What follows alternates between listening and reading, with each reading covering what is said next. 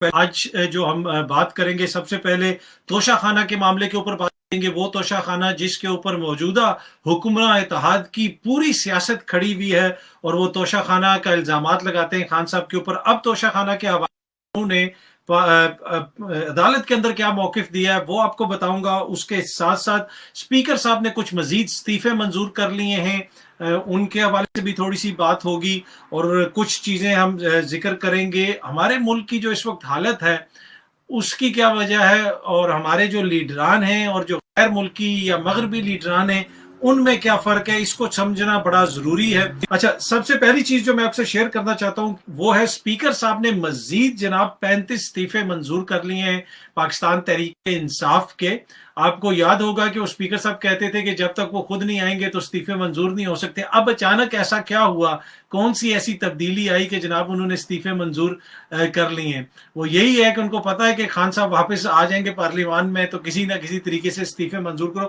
لیکن یہ استعفے منظور کرنے سے اگر وہ یہ سمجھ رہے ہیں کہ اس سے ان کی حکومت بچ جائے گی اور پارلیمان جو ہے وہ مستحکم ہو جائے گا، میرا نہیں خیال کہ کوئی ایسی صورت ہوگی ٹو بی آنیسٹ، اس لیے کہ جو استعفے منظور ہوتے جائیں گے وہاں پہ الیکشنز تو کروانے ہیں، استعفے خالی منظور نہیں کرنے، وہاں پہ پھر الیکشنز بھی کروانے ہیں۔ اچھا، پہلے جب انہوں نے 30-35 استعفے منظور کیے تھے اور یہ کہتے تھے کہ ہم ضمنی انتخابات وہاں پہ کروا دیں گے، آگے سے خان صاحب نے کہا کہ سارے حلقوں میں خود الیکشن لڑوں گا، تو انہوں نے کہا کہ جاؤ بھائی ہم لڑتے ہی نہیں ہیں، جاؤ ایسی ہے تو ہم کھیلتے ہی نہیں، ہم آپ کے ساتھ لڑیں گے نہیں۔ اب اگین یہ انہوں نے 35 استعفے منظور کیے، پر اس میں جو امپورٹنٹ چیز ہے، جو سمجھنے کی چیز ہے کہ کھیل کیا کھیلا جا رہا ہے پاکستان کے ساتھ، پاکستانیوں کے ساتھ کیا جا رہا ہے، کیسے آپ کے ملک کو ایک مذاق بنا دیا گیا ہے کہ اسپیکر کہتا ہے کہ جی یہ آئین قانون کی خلاف ورزی ہے جو استعفے دیے ہوئے، ہم اس کو منظور ہی نہیں کر سکتے، ہم لوگ تو جناب اگر یہ منظور کریں گے یہ تو آئین اور قانون کے خلاف ہوگا، اور وہی اسپیکر اب جو ہے روز تھوک کے حساب سے استعفے منظور کر رہا ہے۔ تو یہ دیکھیں کہ یہ لوگ سمجھتے کہ یہ اس ملک کو، اس قانون کو، آئین کو جوتے کی نوک پہ رکھتے ہیں، جو دل کرتا ہے وہ کرتے ہیں، دل کرتا ہے استعفے روک لیے، دل کرتا ہے استعفے منظور کر لیے۔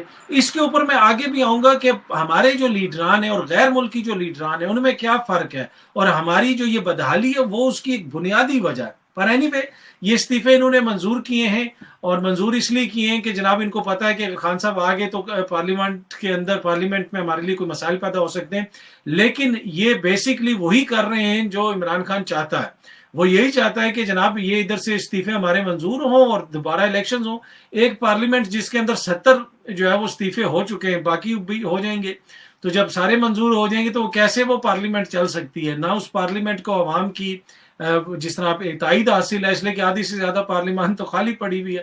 اور اینی وے ان کی خواہش ہے کہ کسی نہ کسی طریقے سے سینٹر کے اوپر جو ہے وہ چپٹا جائے، سینٹر کے اوپر لٹکا جائے اور طول دیا جائے۔ طول اس لیے دیا جائے کہ پھر نئے الیکشنز میں جانے تک ہم کوئی اپنا بیانیہ بنائیں، کچھ کریں، پر وہ ہوتا ہوا مجھے نظر نہیں آ رہا۔ جہاں تک میں توشہ خانہ کے اوپر بھی آؤں گا، جہاں تک بیانیے کا تعلق ہے، اب یہ نیا بیانیہ ایک بنانے کی کوشش کی جا رہی ہے۔ کل میاں نواز شریف صاحب نے بھی رپورٹر سے بات کرتے ہوئے جنرل باجوہ اور جنرل فیض کو کہا کہ وہ ذمہ دار ہیں پاکستان کے اندر جو کچھ ہوا، وہ ڈان اخبار میں اس کی خبر بھی لگی ہوئی ہے، وہ بھی تفصیلات ہیں، وہ ویڈیو وغیرہ بھی ہے، صحافیوں نے اس کی ٹویٹس وغیرہ بھی کی۔ یہ سب کچھ کیوں ہو رہا ہے؟ یہ نیا بیانیہ بنانے کی کوشش کی جا رہی ہے کہ دیکھیں جی ہم باجوہ صاحب کے خلاف ہیں، جنرل فیض کے خلاف ہیں، وہ جو ووٹ کو عزت دو، وہ تو پہلے آپ اس وقت ادارے کے اوپر الزامات لگاتے تھے، اب نئی اسٹیبلشمنٹ کے ساتھ آپ چاہتے ہیں کہ آپ کے تعلقات بہتر رہیں۔ بلکہ خان صاحب تو یہ کہتے ہیں کہ نئی اسٹیبلشمنٹ کے ہوتے ہوئے چیزیں کافی پیچھے ہوئی ہیں، اور جو پچھلی اسٹیبلشمنٹ ہے سیاسی طور پہ چیزیں تھوڑی سی بہتر ہوئی ہیں۔ اور آلدو کہ وہ یہ بھی کہتے ہیں کہ ان کے کالز وغیرہ آ رہی ہیں، لیکن میری جو ان سے ملاقات ہوئی تھی نئے آرمی چیف کے حوالے سے، انہوں نے مثبت باتیں کی تھی کہ وہ اس طرح مداخلت نہیں ہو رہی، پر کچھ لوگ جو ہے ابھی بھی کر رہے ہیں، گڑبڑ وغیرہ کر رہے ہیں۔ پر اینی وے پر جس جنرل باجوہ کو اور جنرل فیض کو یہ الزام لگا رہے ہیں، وہ تو عمران خان کے بقول ان کو لے کے آئے ہیں۔ جس طریقے سے رجیم چینج ہوئی، وہ اس میں جو ان کا کردار تھا، عمران خان تو کھل کے اب کہتے ہیں کہ وہ جنرل باجوہ نے ہماری حکومت گرائی ان کی مدد سے، کیونکہ مقصد یہ تھا کہ شہباز شریف کی حکومت کو لایا جائے، نون لیگ کی حکومت کو لایا جائے، پی ڈی ایم کی حکومت کو لایا جائے۔ پر اب یہ اپنا بیانیہ بنانے کے لیے، ووٹ کو عزت والا جو دو والا بیانیہ واپس لانے کے لیے نئی اسٹیبلشمنٹ کو تو کچھ کہہ نہیں سکتے، اس لیے کہ ادھر سے ڈرتے ہیں۔ انہوں نے وہی ریٹائرڈ جنرل باجوہ اور جنرل فیض کے اوپر حملے کرنا شروع کر دیے، اور ساتھ ان کے داماد نے بھی کچھ دن پہلے الزامات لگائے، اور اب میاں صاحب بھی الزامات لگا رہے ہیں۔ anyway, یہ تو سچویشن ہے جناب آپ کے اس بیانیے کی اور آپ کے استعفوں کی. توشہ خانہ پہ جناب شہباز زرداری مولانا حکومت بھاگ گئی ہے. یہ وہ لوگ ہیں جنہوں نے اپنی ساری سیاست حالیہ عرصے میں آپ دیکھیں تو توشہ خانے کے اوپر کھڑی کی ہوئی ہے کہ عمران خان نے توشہ خانے سے یہ چوری کر لیا, عمران خان نے توشہ خانے سے وہ کر لیا, توشہ خانے سے گھڑی لے گیا, توشہ خانے سے یہ لے گیا, وہ لے گیا. اب جو ہے ایک بندے نے پٹیشن دائر کی, اس نے کہا توشہ خانہ سے جس کو جو گفٹ ملیں, جس ملک نے جو گفٹ دیے رکھیں ڈیٹیلز. عدالت نے بھی کہا لے کے آؤ ڈیٹیلز. ادھر آ کے حکومت کہتی ہے نہیں ہمارے تو بین الاقوامی تعلقات خراب ہو جائیں گے اگر ہم نے یہ ڈیٹیلز رکھی, تو ہم یہ ڈیٹیلز نہیں دیں گے. اور بھائی جب تم گھڑی پیٹ رہے ہو صبح سے شام تک سعودی عرب کی, اور اپنے انٹرویو بھی کروا رہے ہو, چینلز کے اوپر بھی چلوا رہے ہو, اس وقت تمہارے تعلقات خراب نہیں ہو رہے. ساری سیاست آپ نے توشہ خانے کے اوپر کھڑی کی ہوئی تھی. جب میدان میں آئے وہ انہوں نے کہا آؤ رکھو, بتاؤ کہ کدھر عمران خان نے چوری کی ہے, کون کیا توشہ خانہ سے لے کے گیا, پوری ڈیٹیل سامنے رکھو.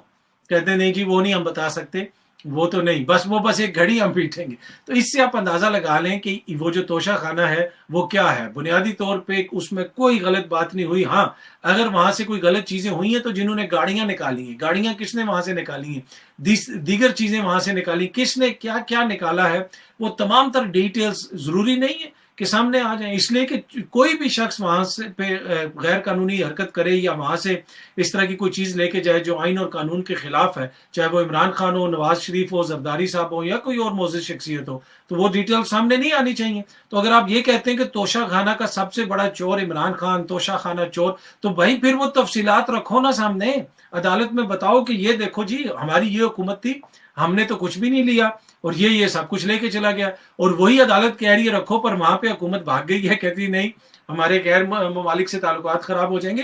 اور اس کے اوپر بیرسٹر سلمان ابو ذر نیازی وہ بھی کیس لڑ رہے ہیں, وہ بھی انفارمیشن کمیشن سے ان کے حق میں فیصلہ آیا ہوا ہے, وہاں پہ بھی کانٹیمپٹ کی پروسیڈنگز چل رہی ہیں. ادھر بھی کہا جا رہا ہے کہ حکومت یہ ڈیٹیلز رکھے کہ 1947 سے اب تک توشہ خانہ میں کیا کیا گفٹ آئے, کس کو کیا گفٹ ملے اور کون کیا لے کے گیا, اور وہ بھی کیبنٹ ڈویژن نہیں دے رہا. تو یہ حالت ہے کہ صرف باتیں کرنی ہیں, صرف جو ہے وہ گپ شپ لگانی ہے, اس کے اوپر سیاسی چالیں چلنی ہیں, سیاست کے طور پہ اس کو استعمال کرنا ہے سیاسی مقاصد کے لیے. لیکن توشہ خانہ کی جو ڈیٹیلز ہیں وہ سامنے نہیں رکھنی, وہ کسی کے سامنے نہیں رکھنی. کیوں نہیں رکھنی وہ میں نے آپ کو بتا دیا, اس لیے کہ ان کے پاس ہے کچھ نہیں. اگر وہ ڈیٹیلز سامنے آئیں گی توشہ خانہ کی تو اس میں سب سے پہلے یہ خود پکڑے جائیں گے. اچھا, دوسری چیز یا تیسری چیز جو میں آپ سے شیئر کرنا چاہتا ہوں وہ بڑی امپورٹنٹ ہے کہ ہمارے ملک کی یہ حالت کیوں ہے کہ مطلب ابھی ہم ایک ارب ڈالر کے لیے کبھی اس کے آگے بھیک مانگ رہے ہیں, کبھی اس کے آگے بھیک مانگ رہے ہیں, کبھی کیا ہو رہا ہے, کبھی کیا ہو رہا ہے, کبھی کدھر جانا پڑ رہا ہے. ابھی وزیر اعظم صاحب کی ایک اور ویڈیو آئی ہوئی تھی, میں وہاں پہ گیا تو میں نے مانگنے نہیں تھے, انہوں نے کہا کہ میں شرمندہ ہو رہا تھا, لیکن اس کے باوجود جناب پھر بھی میں نے ہمت پکڑی اور میں نے کچھ اور مانگ لیا. تو یہ ساری چیزیں جو ہیں وہ تو چلتی رہیں گی, یہ تو مانگتے پھرتے رہیں گے جو بھی انہوں نے کرنا ہے. پر یہ حالت کیوں ہوئی ہے ہمارے ملک کی, اس کی وجہ کیا ہے کہ آج ہمارے ملک میں اتنی بدحالی ہے, اور جو دیگر ممالک ہیں ادھر جو ہے چیزیں جو ہیں وہ ڈیفرنٹ ہیں, وہاں پہ چیزیں اور طریقے سے ہوتی ہیں. تو اس میں تھوڑی سی آپ کو مثال دینا چاہتا ہوں. مثال میں آپ کو یہ دینا چاہتا ہوں کہ ہمارے حکمرانوں اور باہر کے حکمرانوں کے اندر فرق. آج آپ نے بھی خبر پڑھی ہوگی, کل سے خبر آ رہی ہے کہ نیوزی لینڈ کی جو پرائم منسٹر ہیں جن کی 42 سال عمر ہے, انہوں نے کہا کہ میں 5-6 سال سے وزیر اعظم ہوں, اب میں اس کام کی وجہ سے مجھ پہ اتنا بوجھ پڑ گیا ہے کہ میں نہیں سمجھتی کہ میں صحیح طریقے سے اس کو آگے لے کے چلوں گی. میں وزیر اعظم تو آگے بھی بن سکتی ہوں, لیکن جتنا اس کام کی ذمہ داری ہے میرے اوپر وہ اب میں اور زیادہ ذمہ داری برداشت نہیں کر سکتی. یہ جو ہے بہت مطلب کہ ایک جیسے آپ کہہ سکتے ہیں اعصاب کے اوپر آپ کے سوار ہوتا ہے, آپ کو صبح شام محنت کرنی پڑتی ہے. جب آپ اپنی قوم کی اور ملک کی خدمت کرنے کے لیے وزیر اعظم بنتے ہیں نا, تو پھر آپ کی یہ حالت ہوتی ہے کہ 42 سال کی عمر میں بھی وہ کہہ رہی ہے کہ بس میں اب آگے دوبارہ وزیر اعظم نہیں بنوں گی, دوبارہ وزیر اعظم کا الیکشن نہیں لڑوں گی, کیونکہ میں ایک طرح سے برن آؤٹ ہو گئی ہوں. میں نے جتنا کام کیا مجھے لگتا ہے کہ اب مجھ میں اتنی ہمت نہیں رہی ہے. یہ پر ادھر جو ہے یہ اب میاں صاحب لندن میں بیٹھے ہوئے ہیں اور ابھی بھی وہ کہتے ہیں دوبارہ جناب ایک باری فیئر شیئر, ان کے حامی سپورٹرز یہ نعرہ لگاتے ہیں. تو اگر جب آپ ملک اور قوم کے لیے سیاست کریں اور ملک اور قوم کے لیے حکومتیں چلائیں نا, تو پھر آپ کے اوپر اتنا بوجھ ہوتا ہے کہ وہ چلانا کوئی آسان کام نہیں ہوتا, بہت بڑی ذمہ داری ہوتی ہے. اگر آپ کے گھر کے सरबराह हैं और आपके घर में 4-5 बच्चे हैं, तो वो कितनी बड़ी जिम्मेदारी होती है आपके ऊपर कि अपने खानदान को लुक आफ्टर करना। इंसान उस उम्र में, मतलब जिस भी उम्र में हो, पूरी उसकी उम्र जो है उस फिक्र में गुजर जाती है कि मैं अपने बच्चों का मुस्तकबिल किस तरह करूंगा, अपने माँ बाप को कैसे लुक आफ्टर करूंगा। तो भाई जो 22 करोड़ की जिम्मेदारी जिनके ऊपर हो, उनकी इतनी इतनी बड़ी तोंदें होती हैं, उनके इतने इतने मोटे चेहरे होते हैं, इतनी उनके रौनकें लगी होती हैं कि वो डिजाइनर कपड़े पहने हुए दुनिया घूम रहे फिर रहे हैं। उनको तो खून खुश्क हो जाना चाहिए कि मेरे बच्चे जो है 22 करोड़ आधे बच्चे भूखे सो रहे हैं, खुराक नहीं है 45% बच्चों के पास मुनासिब, उनके चेहरों पे खुशियां। ये होते हैं लीडर जो 42 साल की उम्र में वो कहती है कि मैं नहीं समझती कि मैं इंसाफ कर सकूंगी इस सीट से, अपनी कौम से, अपने मुल्क से, और मैं अब दोबारा वजीर आजम का इलेक्शन सीख नहीं करूंगी। ये जेसिंडा आर्डन ने कहा, ठीक है। और वो जो न्यूजीलैंड जैसा मुल्क जो दुनिया का तरक्की याफ्ता मुल्क है, उसमें क्या मसाइल हैं, पर वो कहती है कि मुझे ये मेरे जो कौम को ये जो मसला है वो मसला है, ये मसले सारे मैं इस जगह पे मैं नाकाम हुई हूं, मैं ये हल नहीं कर सकती। वो जो तरक्की याफ्ता मुल्क है जहां पे सारे आसूदा लोग हैं, उनके हुक्मरानों को अपनी कौम की इतनी फिक्र है, और वो कहते हैं कि हम वो नहीं कर सकेंगे जो मुझे करना चाहिए अपने मुल्क के लिए, तो लिहाजा मैं आगे दोबारा री इलेक्शन सीख नहीं करूंगी। हमारे जो है वो मैंने आपको मिसाल दे दी। और दूसरी बात यूके की जो है, मैंने सुबह सुबह खबर लगाई, बीबीसी पे खबर चल रही थी कि यूके के जो प्राइम मिनिस्टर हैं उनके हवाले से पुलिस ने कहा है कि उनका एक वीडियो क्लिप इंस्टाग्राम पे नजर आया है जिसमें वो एक वीडियो में बात कर रहे हैं और अपनी हुकूमत की किसी पॉलिसी की थोड़े से प्रमोट कर रहे हैं। चंद सेकंड का कुछ वो देर का क्लिप है, उसमें उन्होंने सीट बेल्ट नहीं पहनी हुई और गाड़ी चल रही है। और यूके पुलिस ने कहा है कि हमने ये वीडियो देख ली और अब हम इंक्वायरी कर रहे हैं, we are looking into this, हम इसको देख रहे हैं कि ये मसला क्या है, क्या इशू क्या है, हम इसको देख रहे हैं अब। और उसके ऊपर को जो वजीर आजम है डाउनिंग स्ट्रीट ने पहले ही वजीर आजम ने माफी मांग ली है कि जी ये मुझसे गलती होगी, चंद सेकंड के लिए या मिनट्स के लिए मुझसे वो मैंने बेल्ट उतार दी थी, मैं वो वीडियो बना रहा था, गाड़ी चल रही थी, पर ये मेरी गलती है, मैं इस पर माफी मांगता हूं। उसने पुलिस से भी माफी मांगी है, कौम से भी माफी मांगी है। पुलिस ने अभी तक माफी कबूल नहीं की, उन्होंने कहा हम देखेंगे अब इसमें फाइन होगा, क्या होगा, क्या वो करेंगे। और ये हालत है। और हमारे मुल्क में जब वजीर आजम का अदालतों को मतलूब बेटा बाहर से आता है तो वजीर आजम की सरकारी प्रोटोकॉल की गाड़ी में मफरूर बेटे को जनाब अदालतों में पेश किया जाता है।